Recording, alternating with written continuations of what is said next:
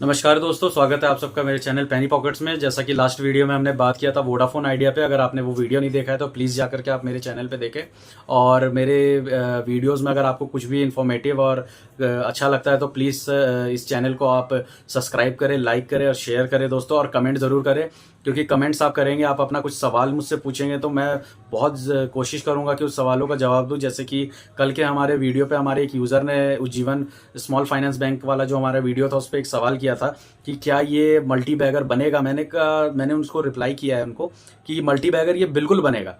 अगर आप किसी कंपनी के जब उसका स्मॉल कैप होता है और बहुत ही छोटे स्तर की कंपनी रहती है और उसकी जो फाइनेंशियल मैनेजमेंट है, फाइनेंशियल बैलेंस शीट है और आपके ऑन ग्राउंड पे आप उसका वर्किंग देखते हो, जैसे आप बैंक के ब्रांच में जा रहे हो या उसके एटीएम पे आप जाते हो, उसकी सर्विसेज को आप यूज़ करते हो। अगर आपको उसमें अकाउंट है तो आप ज़्यादा अच्छे से समझ सकते हो, नहीं तो अदरवाइज आप उसके कुछ सर्विसेज होते हैं वो यूज़ कर रहे हो। और बैंक को आप time to time by news track करते हो कि हाँ, इस बैंक में सब सही चल रहा है, कंपनी अच्छी से काम कर रही है, प्रोमोटर सही हैं, शेयर्स में इसकी जो वॉल्यूम्स है शेयर मार्केट में खरीदी बिक्री के वो सही चल रहे हैं, वॉल्यूम्स अच्छे जो बढ़ते जा रहे हैं और क्वार्टर बाय क्वार्टर उसमें इंप्रूवमेंट आ रही है।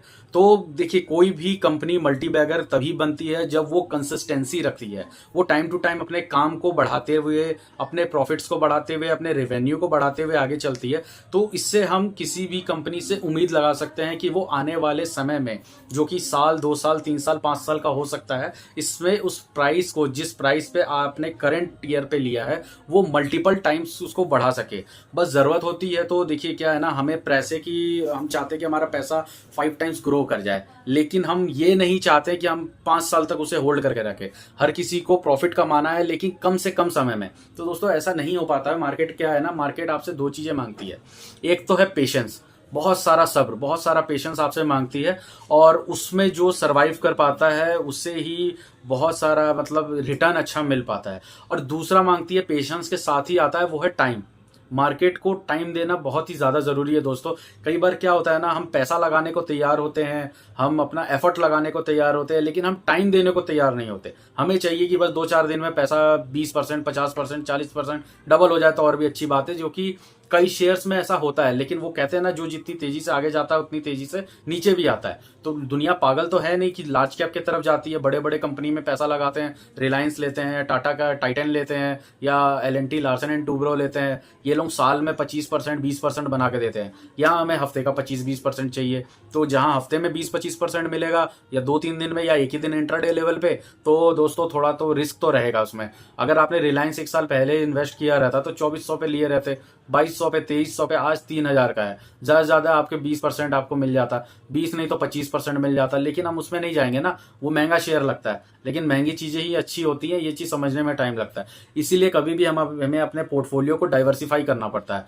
जैसे हमारे 100% पोर्शन में से 25% आप लगाइए स्मॉल कैप में, 25% आप लगाइए मिड कैप में, और 50% वैसे सेफ्टी मेजर के लिए मैं कह रहा हूं कि आपको लार्ज कैप में रखना चाहिए। अदरवाइज और भी आपके पास फंड्स होते हैं, जैसे कि आपने 25% और रख दिया मान लीजिए लार्ज कैप में, अब रह गया 25% अमाउंट, इसको आप डाइवर्सिफाई करो, कुछ म्यूचुअल फंड ले लो।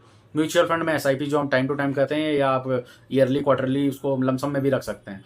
और नहीं हो तो उसी 25% में आप कुछ गोल्ड्स में भी इन्वेस्ट कीजिए। मैं आने वाले वीडियो में आपके लिए गोल्ड में इन्वेस्ट करने का एक बेहतरीन वीडियो बना के लाऊंगा, जिसमें मैं आपको बताऊंगा कि फिजिकल गोल्ड और सोवरेन गोल्ड बॉन्ड में क्या फर्क है, आपको फिजिकल गोल्ड लेना चाहिए कि नहीं लेना चाहिए, और सोवरेन गोल्ड बॉन्ड में आपको इन्वेस्ट करने के क्या फायदे हो सकते हैं। तो आने वाले वीडियो में सोवरेन गोल्ड बॉन्ड पे भी बनाऊंगा और आपको ये एक्सप्लेन करने की कोशिश करूंगा कि अगर आपकी नीड नहीं है फिजिकल गोल्ड की, आप कैरी नहीं करना चाहते हो, आप अपने घर पे नहीं रखना चाहते हो, तो आप सॉफ्ट गोल्ड लें या ऑनलाइन गोल्ड, जैसे हम डिजिटल गोल्ड कहते हैं, उसकी क्वांटिटीज आती है, वो मैं अगले पूरे वीडियो में डिटेल में आपको समझाऊंगा। तो देखिए, मेरे कहने का पूरा पर्पस और इस वीडियो का पर्पस ये है कि देखिए, वो तो हम हमेशा कहते हैं कि आपको इन्वेस्टेड रहना है दोस्तों, चाहे आप इक्विटी में रहें, बॉन्ड्स में रहें, डेरिवेटिव्स में रहें या कमोडिटी में रहें, किसी में भी रहें, वो आपकी और सबकी अपनी पर्सनल एक इंथुजियाज होती है कि एक मुझे, किसी को FD अच्छा लगता है, किसी को LIC में पैसे लगाना अच्छा लगता है, कोई म्यूचुअल फंड के थ्रू जाता है, कोई डायरेक्ट स्टॉक इक्विटी में आता है।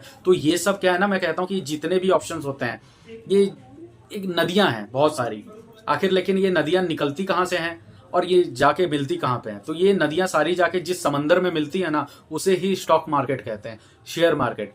आप LIC की बात करते हैं, चाहे LIC जैसी और भी अदर फर्म से हो जाती हैं, जैसे ICICI है, अपना HDFC है, एक्सिस है, या फिर स्टार वेल्थ आजकल ज़्यादा चल रहा है, ट्रेंडी में है। तो ये सब भी अगर आपसे पैसे लेके आपको पैसे वापस करते हैं 10-15 साल में, तो ये कमाते कहाँ से हैं? ये भी तो उसी जगह से कमा रहे हैं ना, शेयर मार्केट से। वहां से ये ज्यादा कमाते हैं, आपको कम देते हैं, आपको 15% 12% दे देते हैं, तो आपके लिए वो पैसा बहुत हो जाता है। 20 साल तक आप पैसे जमा करो और उसके ऊपर आपको 12-15% मिले। अगर 20 साल में आपने 5 लाख रुपए थोड़े थोड़े करके उसमें जमा किए हैं, और 5 लाख का अगर आपको 10 लाख भी मिलता है ना, तो कोई बहुत बड़ी बात नहीं है। लेकिन जिसको डायरेक्ट शेयर मार्केट नहीं करना है, इन्वेस्टमेंट नहीं करनी है, जिसे इक्विटीज ट्रैक नहीं करना है, जो इसमें नहीं पढ़ना चाहता है, तो वो कोई बात नहीं, वो इसी के थ्रू जाता है, और वो जाना भी चाहिए, सेफ होता है। बस ऑब्वियस है कि सेफ है तो रिटर्न कम मिलेगा आपको, और जहां रिटर्न ज्यादा है वहां पे रिस्क ज्यादा है, लेकिन रिस्क को आप मैनेज कर सकते हैं ना दोस्त, आपके हाथ में है। म्यूचुअल फंड में आप पैसा डालते हैं, वो कहाँ डाल रहा है, किस कंपनी में डाल रहा है, उस कंपनी से डिविडेंड आ रहा है, तो वो डिविडेंड का पैसा किसके पास जा रहा है, ये भी तो डिपेंड करता है ना। आपको तो एक फिक्स रेट ऑफ रिटर्न दे दिया कि भैया 12% तक मिलेगा, बहुत ज्यादा तो 15, बहुत ज्यादा तो 18, फर्स्ट 18 के अंदर तक तो आप रह गए ना, उसी पे कंपाउंडिंग चलते रहेगी। लेकिन अगर आप वही पैसा डायरेक्ट खुद ही मैनेज करते हैं, आप अपने आप को फंड मैनेजर समझिए। अरे टाइम निकाल, आपका पैसा है, कैसे नहीं रहेगा। आप किसी को 5-10 हजार उधार दे दोगे, जिंदगी भर याद रखोगे। लेकिन आप 5-10 हजार रुपए अपना ही पैसा किसी शेयर्स में लगाओगे, उसे ट्रैक करोगे कि नहीं, उसके न्यूज अपडेट्स ट्रैक करोगे, उसके फाइनेंशियल रिजल्ट ट्रैक करोगे।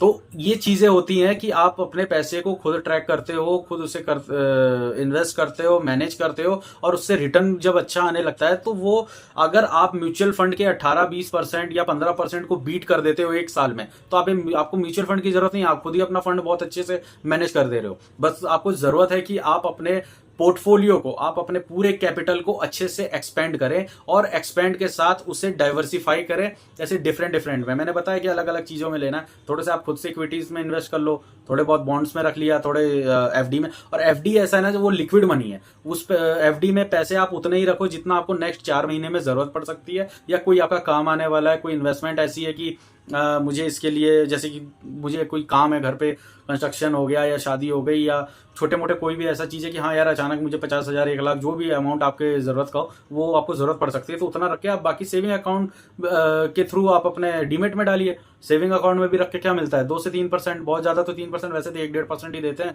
और अदर चार्जेस आपको पता ही है कितने होते हैं।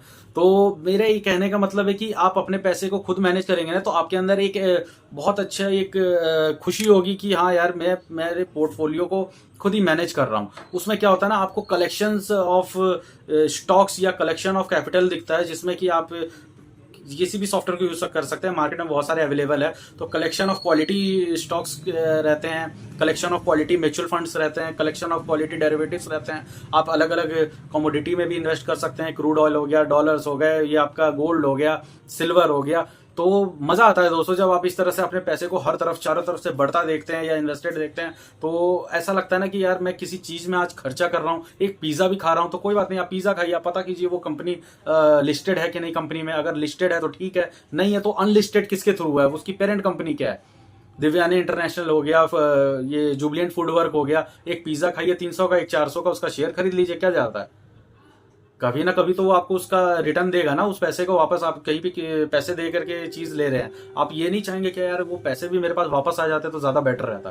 तो आप कभी भी इन्वेस्ट करें तो इस मोटिव से करें कि यार मेरा जो जेब से खर्च हुआ है, क्या वो पैसा वापस आ सकता है क्या उस बंदे की जेब से जहां मैंने ये पैसा दिया है।